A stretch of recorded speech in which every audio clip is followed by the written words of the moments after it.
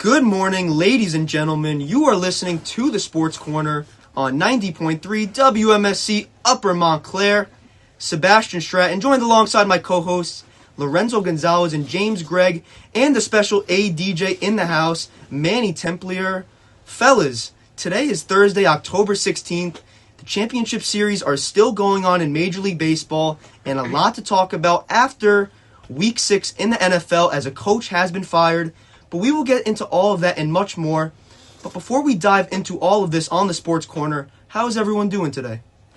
Fantastic. I've already been up for like 4 hours and I got my morning coffee in me. I'm doing well. Only thing that's not doing well is I don't like seeing the Dodgers win. That's for sure. I could say the same. What an incredible week for football, which we'll get into in the second half of our show. Week 6 did not disappoint. And I got that morning coffee as well. Yeah.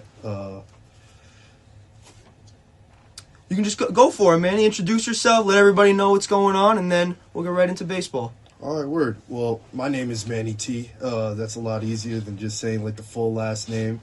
I'm here to talk some football. Here to give some insight as well as listen to what has to be said about baseball. I'm looking forward to it. We got the World Series coming up. I'm a Yankees fan. Unfortunately, they haven't made it. Join the club. Yeah, welcome aboard. Yeah. I feel like they just need some better pitching and some more bats. But let's get this thing rolling. And how about this combination, Lorenzo?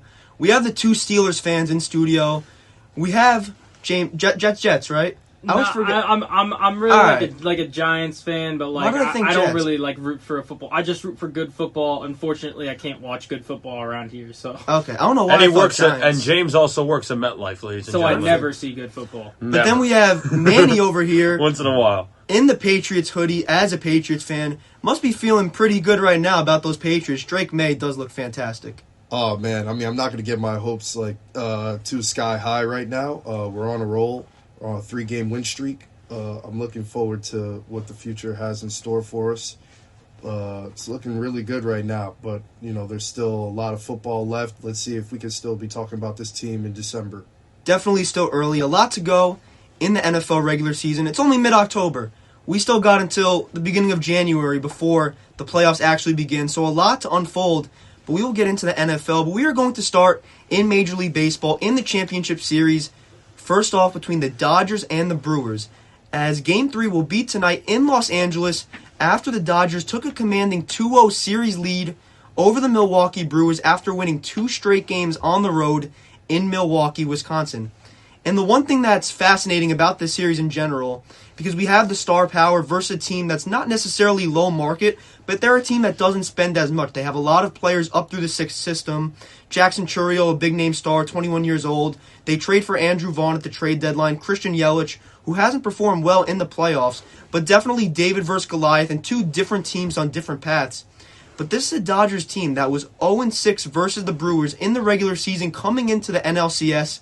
But here we are sitting at Game 3. The Dodgers are in pole position to take this series after going up to a 2-0 series lead. James, how do you feel about this? I mean, this is just a clear case of it doesn't matter what goes on during the regular season, especially when it comes to the Dodgers. This team is battle-tested. This team has everything you could possibly want in a playoff team. It doesn't really matter if they won 50 games in the regular season, because when they come into October, when they come into the postseason, it's nearly unfair. They have 5 aces in their starting rotation. They have star players up and down the lineup. Shohei Ohtani, last time I checked, was batting 193. It might even be lower than that right now. And the point is, if your $700 million man can bat 193 and you are A-okay in the playoffs, that's how you know the team is too good. And it doesn't even have to be their bats. When ace number 1 is going to give you 8 innings of one-hit shutout baseball with 10 strikeouts in Game 1, and then ace number 2 is going to give you a complete game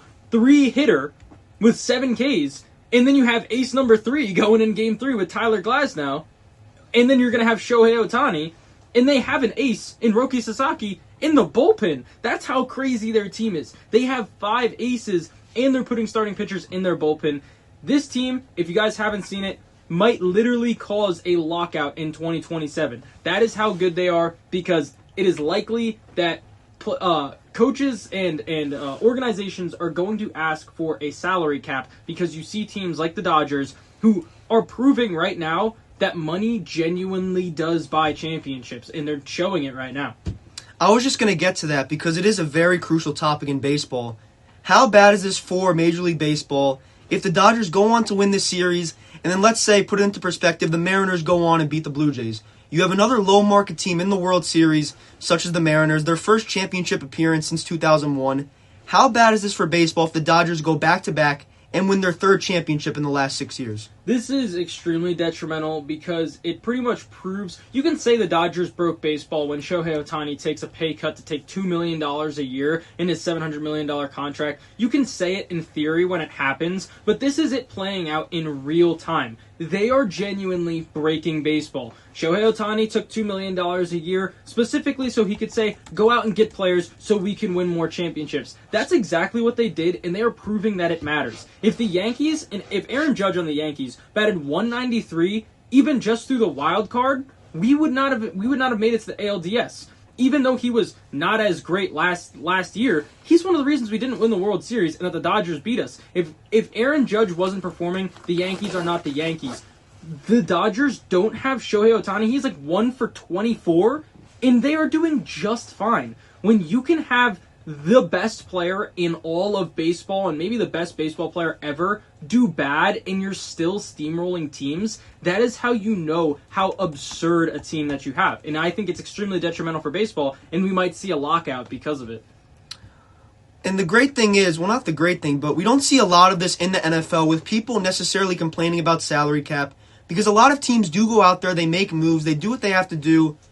But Lorenzo and Manny, do you have any thoughts on this? Because it definitely can be detrimental Major League Baseball, because a lot of these low-market teams, for example, Lorenzo Gonzalez, your Pittsburgh Pirates, have not been to the playoffs since 2014, have not won a playoff series since 2013, and now you have a generational talent in Paul Skeens, and there has just been a disassociation from owner Bob Nutting to surround him with players and really make this franchise somewhat capable. What do you guys think? Yeah, it's an awful situation. Sometimes we just don't even talk about the Pirates because it's just been that bad. Low market teams, I think I said this on the show probably, I think a couple episodes before, but low market teams are just, in the MLB, are there's like a huge fine line between the teams that do well in the market and the teams that have a terrible low market. And usually when the huge prospects, as you guys mentioned, when the big prospect, the big talents like Paul Skeens, they start their career in Pittsburgh, they usually end up in their career on like the Mets or the Dodgers or the Yankees, because really teams like the Pirates or the Marlins or the Rockies or the A's or the Angels even, they really can't like fund their players that good. And their contracts are going to go 10 times higher. Why would they want to stay in Pittsburgh? Or why would you want to stay in that kind of environment if you're the player? You're getting paid almost $100 million more at a different market. That's what it is to me, and that's kind of why there's such a huge... It's so much different from every other like professional sport in my eyes, because like in like the NHL, NBA, NFL, you can still be like a lower market team, but still have a successful run and perhaps a championship. There's still a chance. In baseball, I feel like as the years go on, more and more, it's harder for those it's much harder for those lower market teams to be a championship team or even have a shot in a lot of fans' eyes. But I do want to get your James' thoughts on it, because he's the expert here with the MLB. He's the baseball expert here. Please. Well, here's what I wanted to touch on. I completely agree. It's so hard to be a fan of a small market baseball team because you see it all the time. Like teams like the Rockies. Like if you're a Rockies fan, what do you do? Like, can you even? What do you have to be excited for? Can you be a baseball fan? Like, I don't think so. I don't know. Like you can't. It's got to be fun to like see them win like maybe 20 games a year. Like it's got to be fun like a little bit. But the thing that I think that Major League Baseball needs, and I think a lot of people kind of share this feeling, is it's not necessarily a salary cap, but a salary floor. And that's because teams like the Pirates, teams like the Angels, and teams like the A's, it's not that they can't afford to sign big players. Now, teams like the Dodgers, Yankees, Mets, they're always going to have that extra money because it's the brand. The Yankees are a local brand. You can go to Egypt and you can go to Japan and people are going to be wearing a Yankees. Not even local, global brand. Yeah, they're a global brand. So they're always going to have money like that. but some teams and owners refuse to spend money to build their team. The A's had their biggest contract signing in team history this year, and it was to Luis Severino for $60 million. That was the biggest contract in team history. If you have teams just signing their guys, now you got guys like Paul Skeens. It's gonna be tough to re-sign that as a Pirates fan. Like you have to know the Pirates probably aren't gonna re-sign Paul Skeens because that's a guy who's gonna get like a gajillion dollars because he's like the best pitcher in baseball right now, barring injury.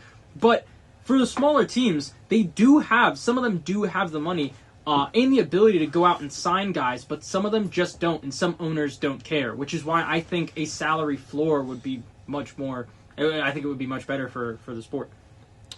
Well, what I have to add to it is, like, to honestly disagree just a little bit. I mean, we got to look at the Dodgers as, like, a franchise right now, like their GM. He must, really know what he's doing because from top to bottom, that team is just, like, it's stacked. You know what I mean? And you look at another team like the Mets, that they're in a big market. They paid Juan Soto, like, over $700 million, and yet they didn't even make it to the playoffs this year. So, I mean, I hear what you guys are saying, but this happens throughout, like, all kinds of sports, like whether it's basketball, baseball, football, NFL, whatever may have you, even hockey.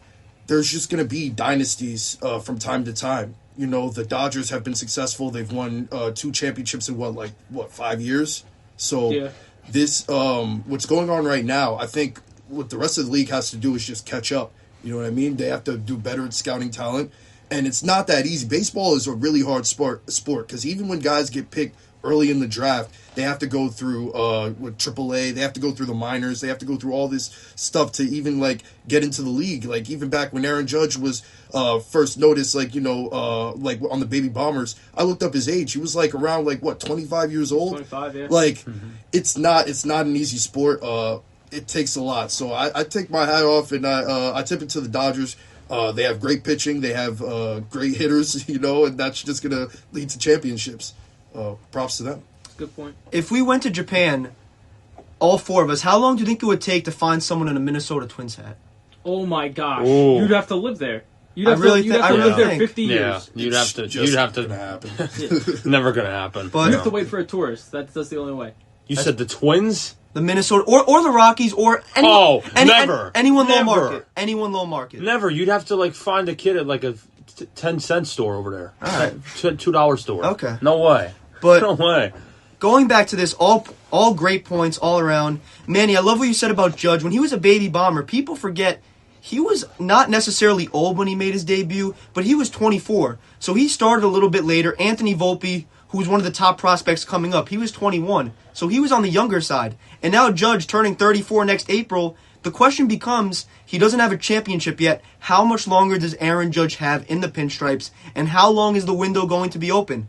That can be answered in a few different ways. Well, on the one hand, you can say that the Yankees are always competitive. They always finish above 500. They dominate at home. So if you get in the playoffs, anything can happen. You have a healthy Garrett Cole coming back next year.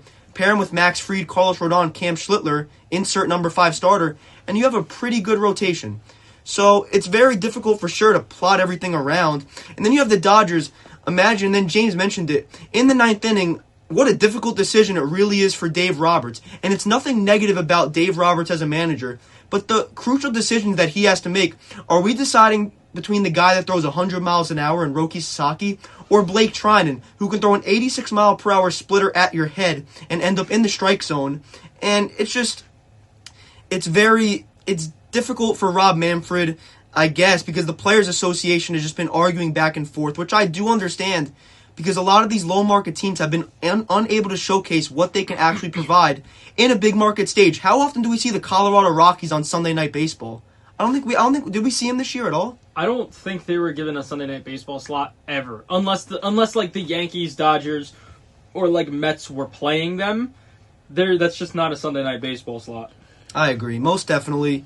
But then you have the Twins, Rocco Baldelli, who I guess his time was up when it came to Minnesota, but I actually thought he did such a good job there. It's a low-market team. They go out there and get Carlos Correa. They had Carlos Correa. They had him for a little bit before he went back to the Astros at the deadline. But then, for Rocco Baldelli, will a new manager make a difference? I know they're interviewing James Rowson, Yankees hitting coach, for their managerial job. Luis Rojas interview with the Orioles. So a lot of turmoil, but will these managers truly make the difference in a low market system? And only time will tell. But going back to the Dodgers and Brewers, Game 1, 2-1 Dodgers, Blake Snell, one of their 5 aces, as James mentioned. 8 innings pitched, 1 hit, 10 strikeouts, no walks. Sasaki comes in, struggles slightly, only 2 1/3, 1 hit, 1 run, 1 earned, 2 walks, no strikeouts.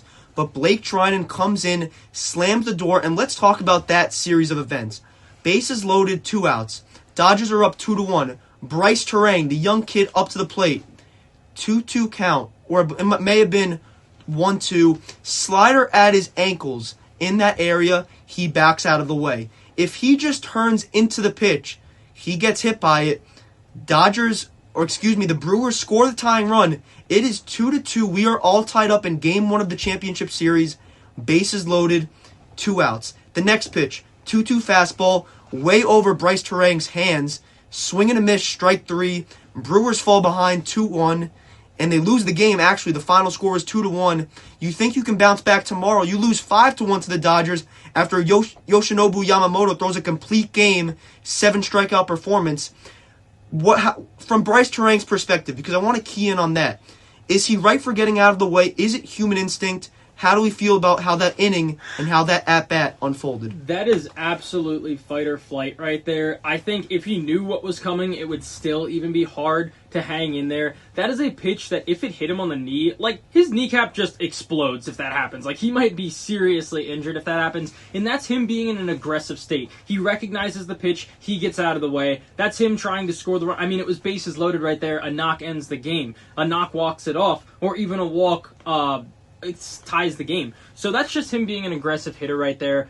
That's something so in the moment. I don't blame him. I know as a fan sitting on the couch, you could be like, oh, lean into it, eat it, and then the game's tied. But that's just in the moment. When you have 89 moving from the other batter's box into your kneecaps, that is impossible to just stay in on. So I don't really blame him on that. And then the pitch, as a casual fan, you might say it's near his neck. But when you tunnel that fastball with a slurve that moves the same amount of distance from top to bottom, he might have thought it was another slurve coming in. So I don't really blame him right there. But I don't know. It's going to be tough for this Brewers team to claw back into this, especially in LA. That's what I think. You can only imagine what the approach is. Derek Jeter talked about it multiple times on interviews. He said, and obviously that isn't true, he wasn't good enough of a hitter to guess pitches, so he would say he would sit one pitch and it would be a dead red fastball right down the middle, and he would adjust because the fastball is the pitch that gets you the quickest, and then you can adjust to the off speed and then play it off that. Obviously your approach changes based on the count. Your 2-0 approach in baseball is different than your 0-2 approach. We saw it with the Toronto Blue Jays. They've been doing it throughout the regular season and carrying it into the playoffs.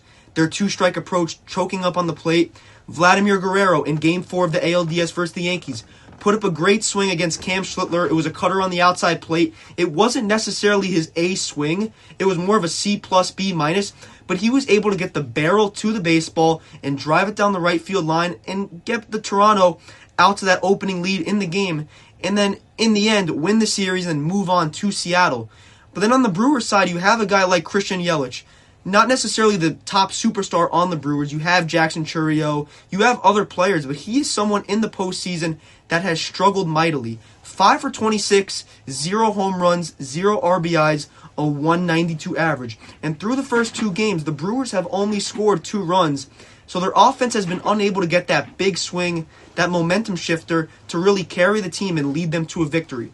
It doesn't have to necessarily be directly correlated to Christian Yelich's struggles, but what do we make of the Brewers offensively, and why have they been struggling on that side of the baseball? Listen, I actually would like to. I don't want to not credit the Brewers here, because I think they're trying their best. But it's hard when you're facing an ace every single night. You got Blake Snell going Game 1, a known playoff performer. You have Yoshinobu Yamamoto, one of the best pitchers in the league, arguably one of the Dodgers' best pitchers, going in Game 2. And now it doesn't get any easier because you have Tyler Glasnow going in Game 3. Also a playoff performer, also an ace, Like, what do you do as the Brewers? That's like if the Yankees had to face Garrett Crochet in 3 straight games in the wild card. It's such a tough position to be in. It's not like you drop the first game against the Rays and you're like, all right, let's get back against one of their less tough pitchers. It doesn't get easier. The hill only gets steeper, especially even if you take a game. That means you're going to have to face more aces. It's a really hard position for the Brewers or any team to be in. I think if any team could scratch and claw and get an ace like Tyler Glasnow, Blake Snell, or Yoshinobu Yamamoto out of the game, it would be the Brewers and their scrappy type of play. They don't really try and go for exit velo. They just play pepper with the baseball and spray it around the field, and they like to put pressure on. So I think they might see a little bit of a change. You might see a little bit of a change in their approach tonight. We have seen a couple home runs from them, but I think we're going to see a lot more. If they come through tonight, and in the future games, I think they're going to have to go back to their brand of baseball, which is just peppering the ball around the field, having patient at-bats, getting guys on base, and causing chaos, because that's their brand of baseball. The goal cannot be to win 3 straight in LA. You want to play competitive, you have to win each inning, and I think the goal for Milwaukee is take 2 out of 3. Force this series back to Milwaukee, whether they're up 3-2 in the series or down 3-2, give yourself a fighting chance to go back to your home venue and get revenge and win at a place where you lost the first 2 games behind your home fans in a Game 6 and then a potential Game 7 series. You have to start now. You have to get to Tyler Glasnow early because we know the plethora of options that the Dodgers can showcase out of that bullpen. They can go to Roki Sasaki for multiple innings. Anthony Banda is up there. Blake Treinen as their closer. They have so many options that in the Dodgers' home venue, if you don't strike early, it is going to make things very difficult, and we need someone like a Christian Yelich, Jackson Chourio, to get something started early, get that big hit, or even get on base, as James mentioned, play a good brand of baseball, sacrifice bunts, move guys over, and just tally runs and then play good defense. You have to play good defense against this Dodgers team. You can't give them extra runs because they will capitalize because they are just that good of a team. So for the Dodgers and the Brewers, 2-0 in that series, Game 3 tonight in Los Angeles. So we will see what happens there. But shifting over to the American League, the Toronto Blue Jays and the Seattle Mariners. In Seattle, the Seattle Mariners, after going up 2-0, similar to the Dodgers in the National League Championship Series, going up 2-0 in that series, and then losing Game 3 in their home venue, 13-4. A very interesting game there, where the Blue Jays take a game, and now they have some momentum going their way. What do we feel about the Toronto Blue Jays? How do we think this series ends? And how confident are we that the Blue Jays can force this one back to Canada?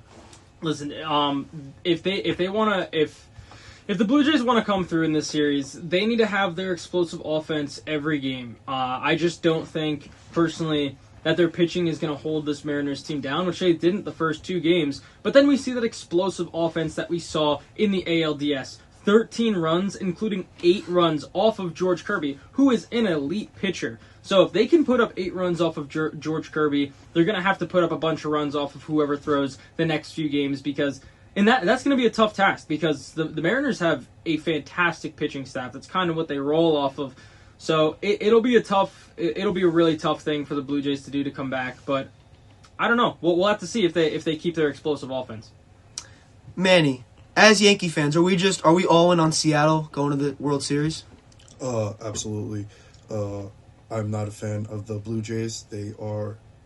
Like I just can't describe it. They're a group of guys that just like they'll beat on you when you're down, and then like they'll talk trash, and it's like everybody can talk tough when they're up. What are you gonna do when your back's against the wall? So yeah, let's do agree. that. Yeah. John Schneider, but here's the thing about that, and we talked about it last week. I'm not going to dive deep into that. John Schneider says what he has to say. Start spreading the news. Insert word. But Aaron Boone would never go out there and say that. Aaron Judge would never go on Fox News and say, duh, Blue Jays lose. He would never go do that, and that just shows the difference. Congratulations to the Blue Jays for now, beating the Yankees as their World Series. I can't talk too much because if the Blue Jays do go on to win the World Series, they can really talk as much as they want. They earned it. They go out there, win 3 playoff series, and then advance and win it all. So we'll see what happens there. Game 4 tonight. But James, you talked about that Blue Jays offense. 18 total hits last night. Only one guy in the starting lineup without a hit, and that was right fielder Anthony Santander. But this is a team in Game 3. They fell up behind early once again. Julio Rodriguez hits a 2-run homer in the bottom of the first inning. But then how about Andres Jimenez? The worst statistical hitter in Major League Baseball coming into the playoffs. Don't ask me how it wasn't Anthony Volpe. But goes into that game, hits a 2-run homer to tie the game up in the top of the third, finishes on the day 3 for 5, 2 RBIs, 2 runs scored with that home run. If the Blue Jays offense can strike early, steal bases, and play gap-to-gap baseball and get just enough pitching to get it to your top arms in the bullpen, because the starting rotation isn't necessarily the greatest. I think the Mariners' rotation is definitely better, and their bullpen, Andres Munoz in the back end. So the key for the Blue Jays is get off to an early start. I think for Seattle, you want to stay late in the game until the 7th or 8th inning, and then you can turn it over to your bullpen guys. So we will see right there in that series. It is 2-1 Seattle as we head to a Game 4. But some other news in Major League Baseball, not related to the playoff series, is the news that came out regarding Emmanuel Clase, closer for the Cleveland Guardians in Major League Baseball.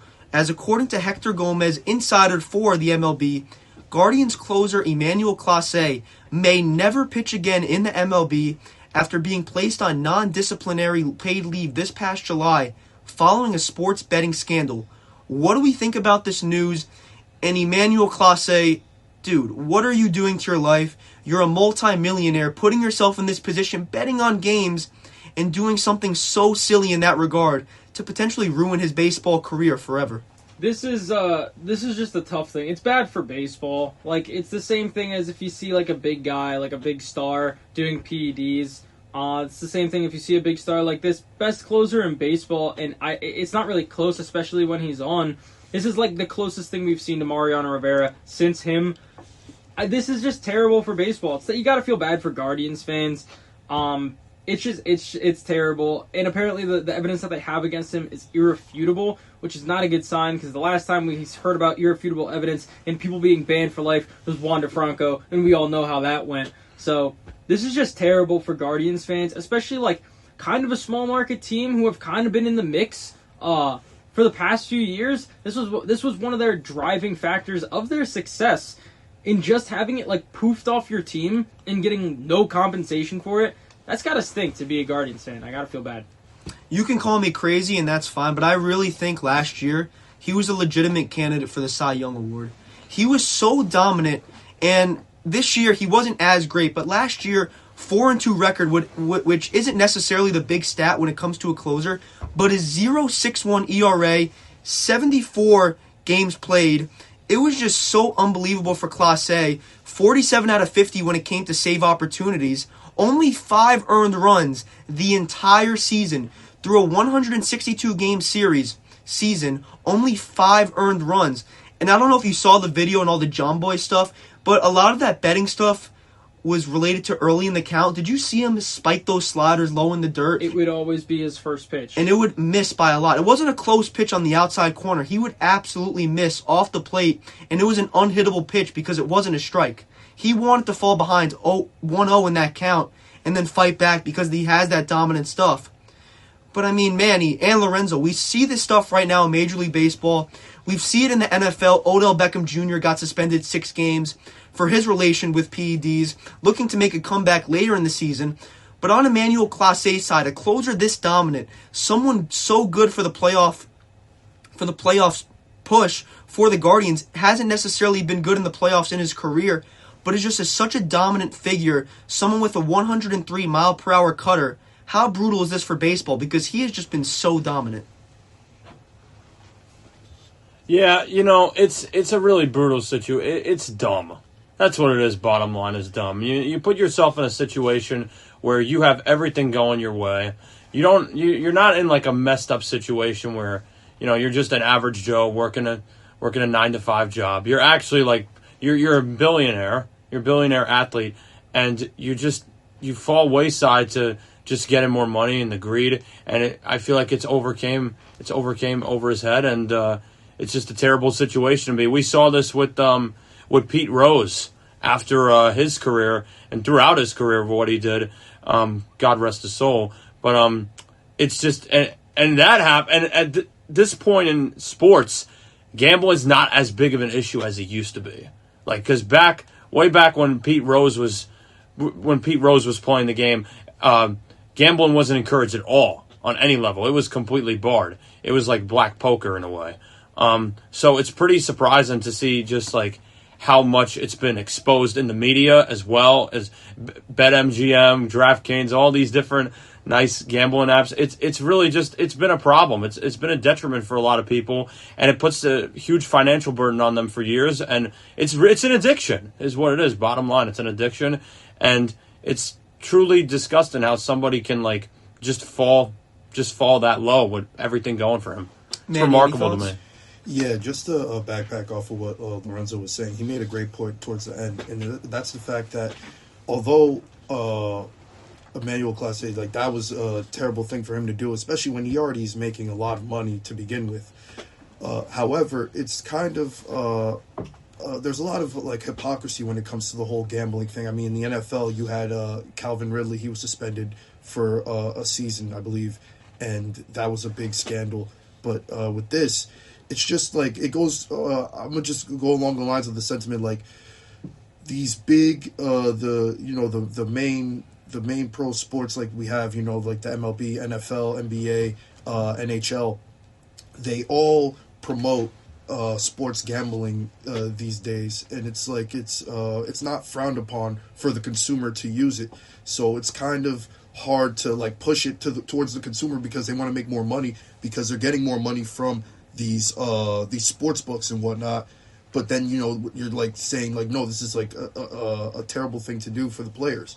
So it's like we have to find, there has to be like some sort of gray, like there's like a gray area that we have to just discover in this area, because it's like, I don't know, but it does, it's terrible on all fronts.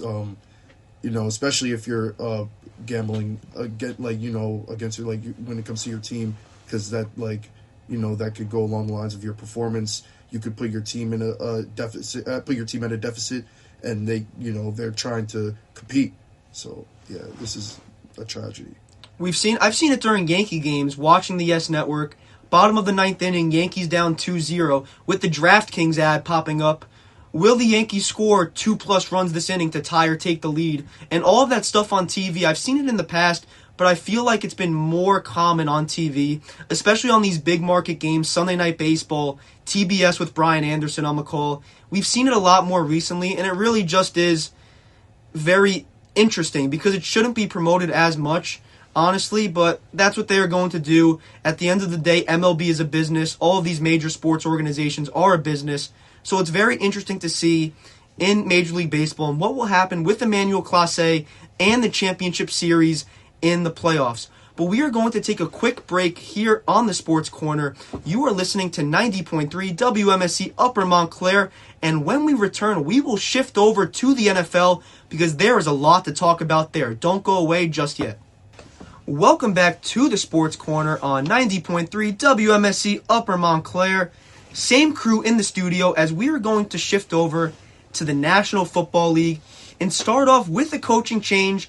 It was bound to happen. I can't tell you if it's happened before where a coach, or at least one coach, doesn't get fired before the conclusion of the NFL season, but it has happened after 6 weeks, as the Tennessee Titans have fired head coach Brian Callahan after finishing his Titans tenure with a 4-19 overall record, including a 1-5 record this season, 6 games into his second season as the head coach, with first overall pick Cam Ward as the starting quarterback, and senior offensive assistant Mike McCoy will take over as the interim head coach.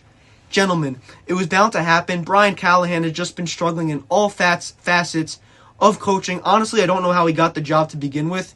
He was the former offensive coordinator for the Bengals, who did have a great offense.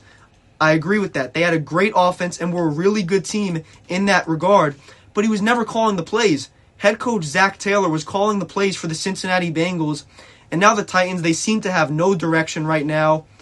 Well, I can't say that. I'll backtrack on that. They do have a direction. You take Cam Ward with the first overall pick, but they just haven't been able to get it together, and it was only a matter of time before Callahan got fired. What do we make of this move? Oh, it's just, you know what, Sebastian, I really hate this move, if I'm being completely honest. Really? I think that, I'm going to tell you why, and you'll understand when I explain it. Brian Callahan was an awful head coach. There's no question about it. He was one of the worst coaches in the league. He's one of the most immature coaches in the league as well. Press conferences he was awful with, wasn't good with communicating players. and just was not kind of like his dad. His dad, Bill Callahan, he was the coach of the Raiders when he stepped in after John Gruden had his run, making Oakland a great team again after that whole Super Bowl run in the 2000s. He was the same way, and afterwards they had one of the worst collapses in football history, going like 4 wins, 3 wins. It's been the same with his son. It's just been an awful tenor for the Titans. Really, there's not too much to say because there hasn't really been anybody who's stepped up and has really done something on this team since Derrick Henry got traded to Baltimore. But I hate this move because Mike McCoy is not really the best kind of guy that you can have as an interim. He's an offensive guru, I'll say that. His only head coaching tenure was only with the Chargers from like 2013 to 2016. The rest of his career has mostly been on offenses, and it hasn't been like the best kind of resume. Offensive coordinator in 2017 for the 5-win Broncos. 5 wins. Arizona Cardinals, he went to the Cardinals the next year. Just not a great run. Then was the Jaguars coach, the quarterback's coach for the Jaguars. Just not a good run as well. Also threw in a rookie, Trevor Lawrence, into the mix. And that's the biggest takeaway of the Titans this year, and the biggest lesson that these teams just don't seem to learn. Some of these teams never learn is you never throw in a first-round overall pick quarterback right from the get-go. With nobody else, by the way, no weapons, nobody to build around you. You never throw them into the ditch like that, and that is what's happened in Tennessee. They've banked all their success on Cam Ward. We saw this with Trevor Lawrence. We've seen this with Ryan Leaf going way back in the 90s. We've seen this with many other quarterbacks, and it just puts, and unlike Ryan Leaf, of course, that was an aggressive time and just a really awful, awful time. Cam Ward has taken this the best way that he could. He's admitted to the media straight up, like, we're an awful team. We're terrible. We have to work on so many different things, which I really like about him, and I think it's a great leadership and great accountability because you never really see that from players in the NFL. You just mostly see what they want. You mostly see what you want to hear as a fan. And so I think Cam Ward is definitely a great future for Tennessee, but he just needs the right people to build around him, and he can't be thrown to the wolves like that early on as a rookie. I agree with what you're saying, and I'm actually going to build on that because I think Cam Ward is the biggest loser in all of this. You land the number 1 pick, you get your guy in Cam Ward, and now he's seen one coach, and now you're going to get an interim coach, and then you're going to get another coach after the interim coach. He's going to have to relearn and build a different connection with each new coach. And a guy like him, to develop and have success in this league, you need stability. And if you're going to keep getting new coaches with new schemes, making new connections, it makes it tough for a young and developing quarterback. So I think he's actually the biggest loser through all this. Yeah, no, this is like a testament to what's been going on with the NFL. In reference to their culture lately, it's just like you have these rookie quarterbacks. And then you have these coaches that come in, and the first year it ends up being a disaster. And then the coach ends up getting fired halfway through the season. We saw it last year with Gerard Mayo, coach of the Patriots. He got fired because he didn't want to make the QB change too quick because he didn't want to rush Drake Maye into at the helm. And then we saw it with the Carolina Panthers with Bryce Young and Frank Reich as the coach, and they fired him. And then we saw it as to what Lorenzo was saying earlier about Trevor Lawrence with Urban Meyer. So it's happening time and time again. I think that, what the problem is that the owners, GMs, or whatever, they want to see success for the team as soon as they draft a good quarterback. But that's just not how football works. We saw it years ago with the Dallas Cowboys. What happened? Jerry Jones thought to himself, maybe I should take Johnny Manziel in the first round or whatever, like when he was able to draft him. But then you saw his son said, no, let's get Zach Martin for the offensive line. That's what it comes down to when it comes to football. You have to build up the trenches. You have to build up the offensive line. You have to build up the defensive line. The Tennessee Titans were garbage last year. This year they come in and they're expecting to overnight success. That's just not going to happen. And unfortunately, we're seeing this come into fruition right now with the firing of the head coach of the Tennessee Titans. And to add on to that, you see what's going on with the Philadelphia Eagles. They've been struggling lately. it's no secret as to why they are struggling. We saw this back in 2023 when they switched offensive coordinators. Jalen Hurts has had to switch offensive coordinators so many times. I've lost count. And you're expecting a guy to be consistent every year when he has to learn a new playbook, he has to learn new schemes. It's just not easy. And the NFL is truly cutthroat because they see turnover at this point, it's every year. They would say like, oh, careers last maybe 2 or 3 years, but we're seeing turnover literally every year as the season's progressing. So, I don't know. We'll see what happens with the Tennessee Titans, though. They have a tough matchup coming up this week against the Patriots. It's a trap game, in my opinion. We'll see what happens, though. Excellent points all around. Lorenzo, I want to go back to what you said with Mike McCoy. I do agree he's not necessarily the perfect hire and the one to help continue Cam Ward's development, but I do think that because he is on the staff and he's had experience with Ward, it's difficult to go out there and get someone currently. I don't know what the options are. You could get someone like a John Gruden, who has talked well and has praised Cam Ward in the past, but I think McCoy is just the stabilizer for now. If he performs well and the Titans finish, I don't think they'll finish with a winning record, but if they put themselves in a position where improvement is drastic and Cam Ward has played well towards the back half of the season, I think we could potentially see Mike McCoy get that job full-time and be the full-time head coach, but he has to prove it. Cam Ward has to play better. Calvin Ridley suffered a hamstring injury, so now we're throwing to Alec Iomanor, who's definitely a good option. You have washed-up Tyler Lockett, and then Chigo Okonkwo. He's a good option there. That safety valve for Cam Ward. So we will see there. And then, Manny, you mentioned how the turmoil in offensive coordinators, we see it a lot. We've seen it with Jalen Hurts. The issue is so many of these coordinators are in such a rush to become a head coach again. Arthur Smith, as soon as the Titans head coach job opened up, I see articles on ESPN about why Arthur Smith would be the perfect fit for the Titans. Do people not forget how bad of a head coach Arthur Smith was with the Falcons? He was not a good head coach. He had so many weapons. He had Bijan Robinson. He had Drake London, Darnell Mooney, Kyle Pitts. Some people are better suited in that offensive coordinator / DC position. I think Josh McDaniels is one of them with the Patriots. He is someone who has basically turned around and helped out this franchise. He did it with so many years for the New England Patriots. Back with the Patriots now, helping Drake Maye. Some people need to look in the mirror and understand that I am better suited off as a coordinator, and that's okay. That doesn't necessarily have to be a negative thing. I think Aaron Glenn could potentially be the next man out. I do think he does deserve a little bit more time. People forget that the Lions under Dan Campbell struggled in their first year, so I think he's someone that could be a good option. So I think Aaron Glenn, he deserves a little bit more of a run, such as Brian Callahan did when he got that first season. But it's very interesting. The Tennessee Titans are starting over once again. But staying on the topic, in the AFC, the New England Patriots, Manny's favorite team, he has the hoodie on. After Week 6, sitting at 4-2, the New England Patriots are in first place in the AFC East for the first time since the end of the 2019 season, with 2024 third overall pick Drake Maye at the helm, leading the squad. How do we feel about the Patriots, and do we believe they have a legitimate chance to win the AFC East and overtake the Buffalo Bills? Oh, 100%. I think that there's definitely a huge shot there, especially since the two other teams in the division, probably the worst of the AFC. You got the Dolphins and the Jets. Yikes. The Patriots, if anything, have a perfect opportunity now. And on the Bills side of things, this is a team that has been to this. They've had their best times for about 4 years now, and still haven't able to get the chippy on their shoulder.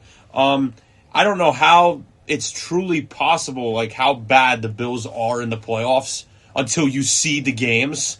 Their schemes are just, and the one game I love to remember over and over again is the Chiefs-Bills game from last year, because they ran the ball well more than they passed for whatever reason, and I don't know what it was with Sean McDermott doing that, but the schemes were awful. They were trying to do their own modified version of a tush push. It didn't work at all. Never worked one play, I don't think, in that whole game. I remember watching that. It was just an ugly sight to see. And I just don't believe in Buffalo at this point. I really don't. You could get as many free agents as you want, and you could sign as many trades as you can. But at this point, if you can't put the pieces together, just like with the Ravens, just like with the Bengals, same thing. You can't put the pieces together. It's not going to fall in your favor as the years go on and your star players start getting even more. They get more older. They become more veterans. They're not going to get to the point they're not going to be in that championship mentality that they once were when they were younger. And the Bills are just a perfect example of that team. I really think, and it's too early to call this season. I think that's a good question, but I feel like it's way too early to call that. I do want to see the season progress now, but Buffalo has just not been playing the best football since like week 1, week 2. Yeah, like Lorenzo said, it's a little early to say who's going to win what, but the opportunity is definitely there. The door is wide open, and it's just the Bills. I mean, you're not going to worry about the Jets sneaking up on you, and not even the Dolphins. It's literally just the Bills, who they've already beat in Week 5. So if they can just keep playing good football, I think the opportunity is right there for them to take it. Yeah, just to add on to that, I like where the Patriots are at right now. Obviously, I love the team and all, but they still have strides to make. I love the way the defense is made amends, compared to the beginning of the season up until week 6. The run game still needs a lot of work. It seems like the culture change with Mike Vrabel has really had a profound effect on the team. You see Stephon Diggs, he's giving the guys motivational speeches. He's getting them pumped up. However, there's still a lot of time, a lot of football left to be played. We got to see where they're standing in December, January. The Bills are still a formidable opponent. Josh Allen is no slouch. He's a league reigning MVP, regular season MVP.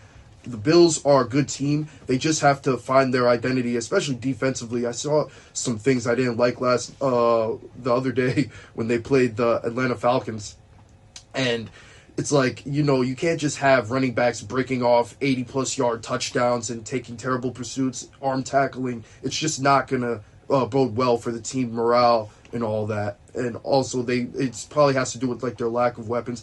And the Atlanta Falcons are a great team as well. They have a great secondary. The defense is playing really good this year. So the Bills they're still 4-2. They still have a lot of time. So I'm not going to just, sleep on them. They still are the best team in the AFC East, in my opinion. Although I am a Patriots fan, I can be realistic as well.